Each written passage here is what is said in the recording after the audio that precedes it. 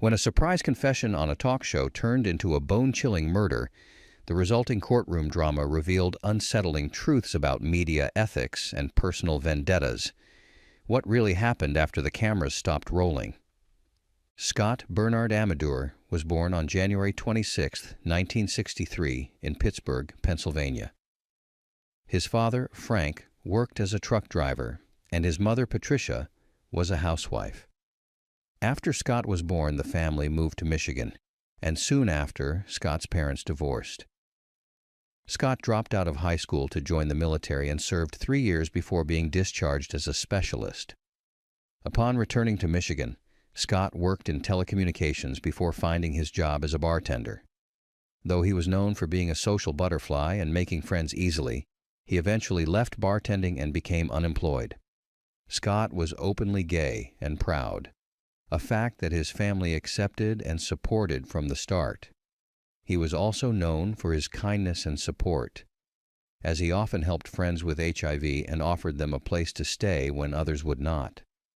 Scott was also a big fan of talk shows, especially The Jenny Jones Show. The Jenny Jones Show was a daytime talk show that aired for 12 years, from 1991 to 2003. At first, the show struggled with low ratings, which led it to shift its focus to more dramatic content. For example, the show would surprise guests with shocking confrontations, such as bringing in a woman who had an affair with a married man to face his wife, or revealing paternity test results live on air. Other episodes included dramatic breakups and confrontations between spouses about affairs. And one day, as Scott was watching the show, Jenny Jones introduced a new special segment called Secret Crushes and encouraged people with same-sex crushes to apply. Thinking nothing much would come of it, Scott decided to apply. He had a crush on a new friend, 24-year-old Jonathan Schmitz, whom he had met earlier that year. Now, when Scott applied to be on the Jenny Jones Show, he didn't really expect to hear back. But soon after, he received a phone call inviting him to Chicago to appear on the show. Excited about the chance to finally confess his feelings to Jonathan, Scott reached out to their mutual friend, Donna Riley, and asked her to join him. Jonathan knew Donna through Scott, so it made sense for Scott to ask her to join him on the show. Scott, Jonathan, and Donna all lived near each other in the Lake Orion area, with Donna actually living in the same apartment complex as Jonathan. Scott had met Jonathan when he visited his brother, who also lived in the same complex. He had seen Donna and Jonathan outside in the parking lot fixing Donna's car. Though Jonathan was more of Donna's friend and only an acquaintance of Scott's, Scott still wanted to confess his feelings to him. Scott called Donna before the shoot and told her they were going to be in a lot of trouble. When Donna asked why, Scott revealed he planned to surprise Jonathan by confessing his crush on him.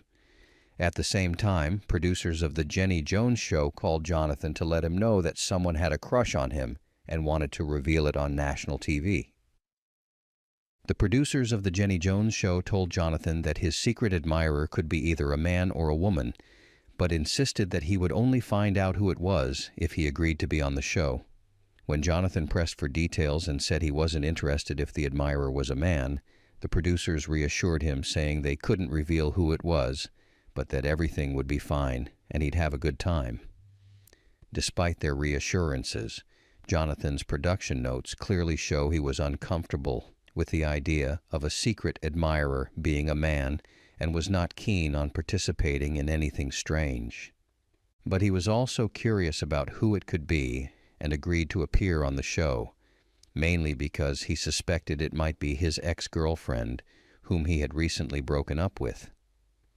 He also had some suspicions that Donna or Scott might be involved in the reveal, so he called Donna and Scott to ask if either of them was his secret admirer, but both denied being involved. They wanted to keep the surprise for the show, but this small white lie would later have very serious consequences. On March 6, 1995, Scott, Donna, and Jonathan were in Chicago for the shooting of the Jenny Jones Show. Donna and Scott were the first to come out on stage, while Jonathan waited backstage, unaware of what was awaiting him. When Jenny Jones asked Scott how he had met Jonathan, Scott said that it was during a time when Jonathan was fixing Donna's car. He mentioned that he had only seen Jonathan's lower half while he was working under the car, focusing on the brake line. Jenny then asked Scott what his first impression was, to which Scott replied, "Well, I only saw the lower half." Now, Donna has been helping Scott pursue his secret crush on John. John's backstage. He can't hear us. How bad's the crush? Tell me about the first time you met him. Where was he? Basically, well, he was under a car, working on her brake line. Yeah. And that was your first time? What was your first impression? Well, I only saw the lower half of him, so you can imagine. Jenny also asked if Scott knew if Jonathan was gay. Scott responded, "No, anything is possible." Jenny then asked if Jonathan knew Scott was gay, to which Scott replied again, "No, anything is possible." It is highly likely that Scott thought the show would be a meaningful and dramatic way to confess his feelings for Jonathan, not thinking of the potential discomfort Jonathan might feel. Scott also revealed a personal fantasy during the show. He admitted to everyone in the room that he had imagined tying Jonathan up in a hammock he had in his backyard with champagne and whipped cream. Throughout the shoot, however, Jonathan was visibly nervous.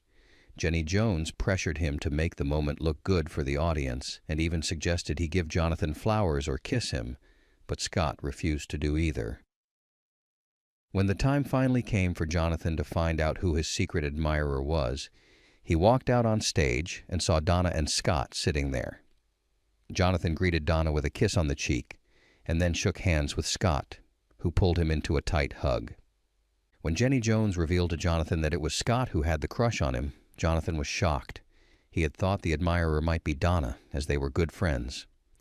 Despite the awkward situation, Jonathan tried to be polite and pointed out again that the gesture was indeed flattering, but he was definitely heterosexual.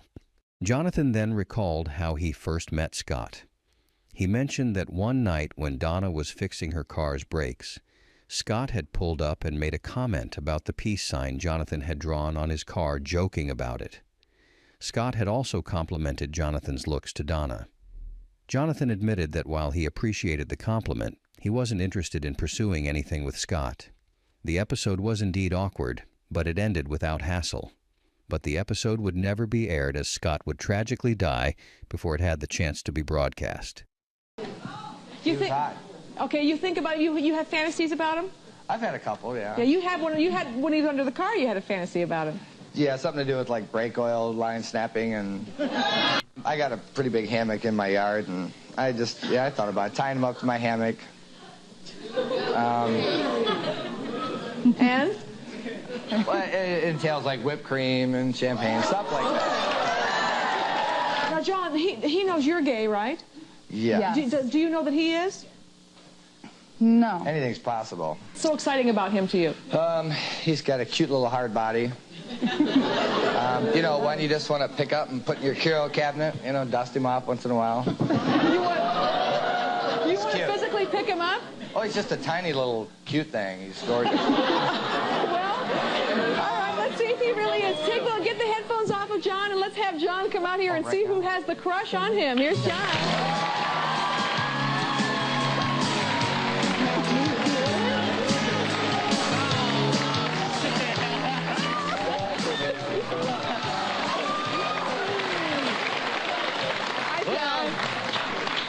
Did you think Donna had the crush on you? Did I? No, we're good friends. Well, guess what? It's Scott that has the crush on you. You lied to me.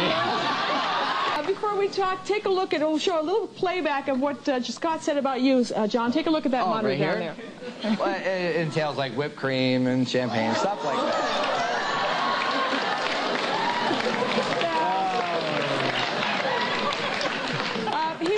Scott was pretty open, but he's been fantasizing about you since he saw you under that car for the first time. He had an under-the-car fantasy, and he had a hammock fantasy he's been telling us about. Did you have any idea that he liked you this much? No, I did not. Can you tell us what your status is? Are you involved with anybody, or? No, but I am definitely heterosexual, I guess you could say. After the episode, Scott, Jonathan, and Donna enjoyed their time together in Chicago. Everything seemed to be fine, and they all publicly agreed to stay friends. They went out to a party, and Jonathan, not wanting the night to end, suggested that Donna and Scott change their flight to match his so he could drive them home from the airport. Both Donna and Scott agreed, and after their plane landed back in Michigan, Jonathan drove them back to Scott's home. They briefly stayed at Scott's trailer before heading out for a drink at a nearby bar called Brewski's. After they finished partying, the three friends returned to their daily lives. From the outside, it seemed like they had all stayed true to their word, and there was no visible tension from their time on the show. But just a couple of days later, everything changed. 3 days after the shoot, on March 9, 1995, Jonathan came home from work to find a flashing orange construction barrier light and a handwritten note outside his door. The note, clearly from Scott, read, "If you really want to get it off, I'm the only one who has the right tool." This message, along with the annoying sight of the construction light, left Jonathan extremely upset. Feeling enraged and threatened by the note, Jonathan decided he wanted to confront Scott. He went to a nearby bank to withdraw some money and then visited a couple of hardware stores where he bought a shotgun. Jonathan then assembled the shotgun and, with the gun loaded and by his side, drove to the trailer park where Scott lived. Upon arriving at Scott's trailer, Jonathan approached the front door empty-handed. Scott greeted him warmly and invited him inside. Once inside, Jonathan saw that Scott was not alone. Scott's friend Gary was also there reading a newspaper on the couch. There is some conflicting information about what happened next, but some sources claim that Scott admitted to Jonathan that the note was indeed from him. In any case, Jonathan told Scott and Gary at one point that he needed to go back outside to turn off his car. He then went outside and shut the front door behind him. A few minutes later, Scott heard knocking, and when he opened the door, he saw Jonathan standing there with the loaded gun. Scott immediately yelled for help and told Gary that Jonathan had a gun. According to Gary, Scott grabbed a nearby chair to use as a shield in a desperate attempt to defend himself. But unfortunately, it was not enough. Jonathan shot Scott twice in the chest, and the bullets instantly ended his life. Jonathan then left the trailer and went to a nearby gas station, where he used a payphone to call 911. When the operator answered, Jonathan calmly said, "I think I just shot a man." Overwhelmed with emotion, he began to cry as he admitted what he had done. I think I just shot a man. Okay, calm down, okay? I shot this guy. Okay, why did you do that? Because he took me on national TV and he's up on the street. Jonathan was arrested and charged with 1 count of first-degree murder and 1 count of felony firearm. On October 14, 1996, Jonathan Schmitz appeared in court for his trial. The prosecution wanted to prove that Jonathan had committed first-degree premeditated murder and claimed that he had a lot of time to reflect on his actions. They said that Jonathan had gone to the bank, bought and loaded the gun, and then drove to Scott's house, and he even stepped outside to grab the weapon. They argued that no matter what the Jenny Jones Show did, the act of killing someone over words or embarrassment was indefensible and could not be excused by the circumstances. The defense strategy, on the other hand, was to shift the blame away from Jonathan and onto other factors. They claimed that Jonathan was not in a proper state of mind that night and lacked the ability to think clearly or plan his actions. They acknowledged the evidence against him, including his confession to 911 and the witness testimony, but argued that these did not necessarily reflect his mental state at the time of the crime. They used Jonathan's mental health and medical conditions to argue that these factors contributed to his loss of control. They claimed that Jonathan was deeply humiliated and horrified by what happened on the show, which then pushed him into a state of uncontrollable rage and agitation. They argued that this emotional turmoil triggered one of his cycles of depression and violence. Jonathan was suffering from what is known as a major affective disorder, specifically depression, which can greatly impact a person's ability to control their actions. They claimed that conditions like Jonathan's can lead to a loss of control and contribute to extreme reactions. Jonathan also had a history of other mental health issues, including either bipolar disorder or depressive disorder. He also suffered from Graves' disease, which affects thyroid hormones, and he also drank a lot of alcohol. Additionally, the defense introduced the concept of the gay panic defense.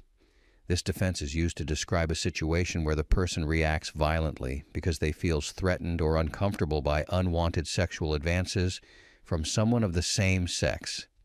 They argued that Jonathan's reaction could be partly attributed to this state of panic and discomfort, which worsened his emotional instability and turned him violent.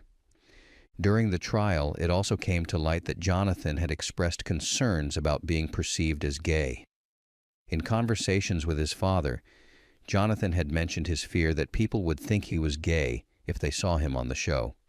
It was also revealed that Jonathan's grandparents held homophobic views and had told him before that if a gay man was interested in him, it meant he was perceived as gay.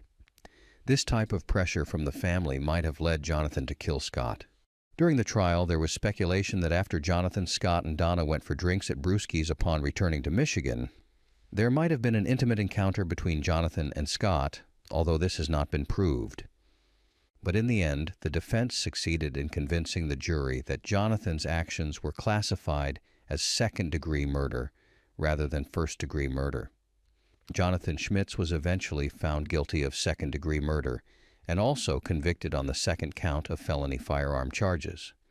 The key difference between the two charges is that first-degree murder involves premeditation and intent, whereas second-degree murder is typically characterized by a lack of premeditation and a crime of passion or sudden anger.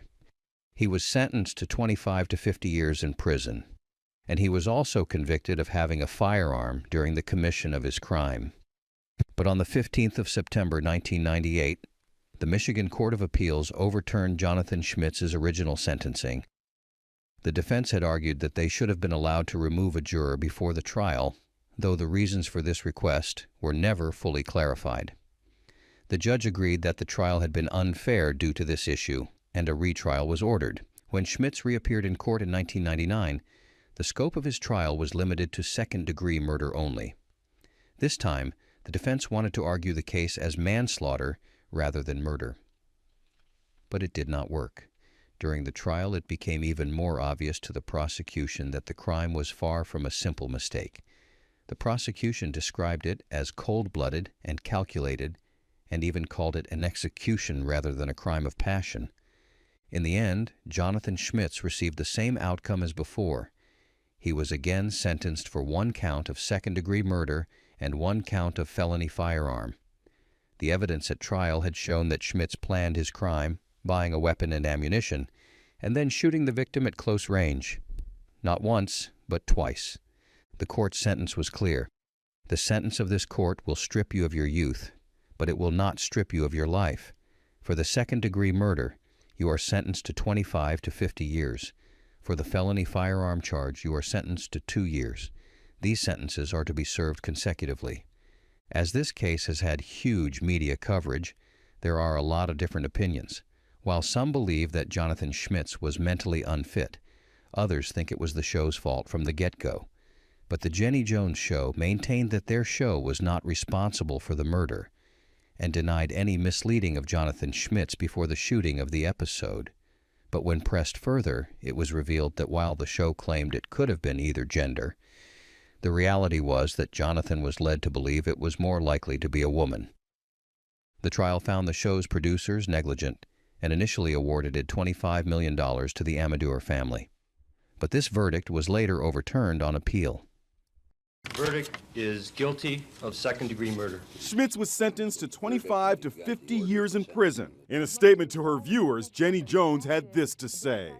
As much as we all regret what happened, the fact is that this tragedy is about the actions of one individual. The Amador family sued the show, and Jenny Jones squirmed on the witness stand. Jonathan Schmitz had not been told that the topic was same-sex crush and that his admirer was a gay man. I don't know what he was told. That was the truth.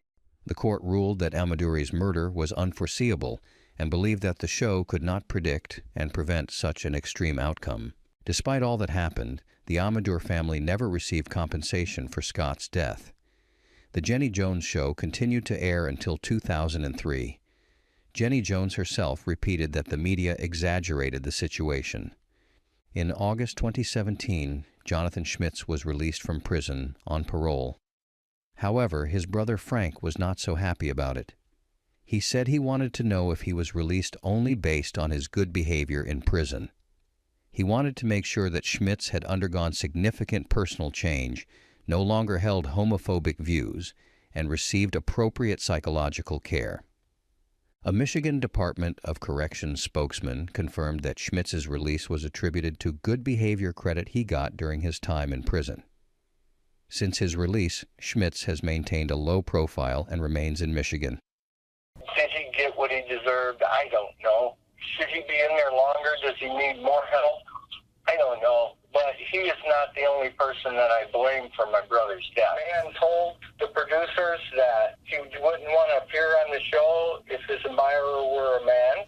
In 1999, in a very public trial against the show in which Jones herself took the stand for several days, It's not my intent to embarrass anyone on the show. a jury awarded Amador's family $25 million. That ruling was later reversed.